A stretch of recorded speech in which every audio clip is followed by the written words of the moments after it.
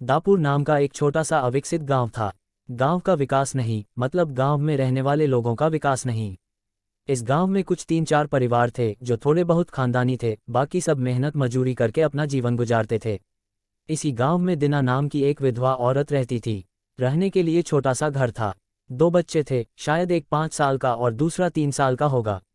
दिना का पति बहुत मेहनती था। वो दिना को किसी चीज़ की कमी महसूस नहीं होने देता था या कैसी भी हालतों में साथ नहीं छोड़ता था। कैसी भी परिस्थिति हो, दोनों साथ मिलकर सामना करते थे। पर कौन जाने किस पर कौन सा अनर्थ कब आ जाए। दिना के जीवन में ऐसी घटना घटी कि उसी घटना ने दिना के पति को दिना से छीन लिया। दिना को पति के गुजरने के बाद ऐसा लगने लगा कि मैं जिंदा तो हूँ पर मुझ में जान नहीं है। परिवार चलाने के लिए अब दूसरा कोई नहीं था सिवाय दिना के, इसलिए कैसे भी करके दिना ने अपने बच्चों के खातिर खुद को उस डेक से अलग किया।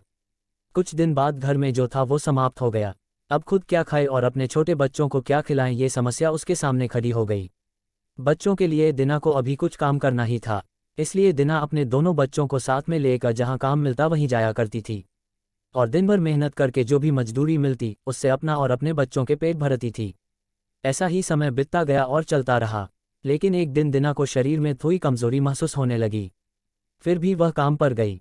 ऐसे ही 2-3 दिन दिना काम पर जाती रही, लेकिन उसकी शरीर की कमजोरी कुछ ठीक नहीं हो रही थी, बल्कि और बढ़ती जा रही थी।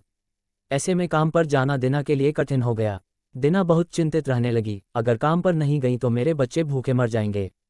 उसी चिंता ने दिना को और कमजोर कर दिया, इतनी कमजोर कि उठने बैठने के लिए लकड़ी का सहारा लेना पड़ता था। इस कारण उसके बच्चे भूखे मर रहे थे। खाने को कुछ न मिलने के कारण और अपने बच्चों को भूखे मरते देखकर वह लकड़ी की सहायता से आज यहाँ से कुछ मांगा तो अगले दिन दूसरी ओर से कुछ मांग के अपने बच्चों को खिलाती, पर खुद भूखी सो जाती थी। ऐसे ही एक दिन वह खुद जा न सकती थी, इसलिए अपने बच्चों को समझा के खाने के लिए कुछ मांगने के लिए गांव में भेज देती है। कुछ समय बाद बच्चे 2 चपाती और थोड़ी सी सब्जी लेकर लौटते हैं।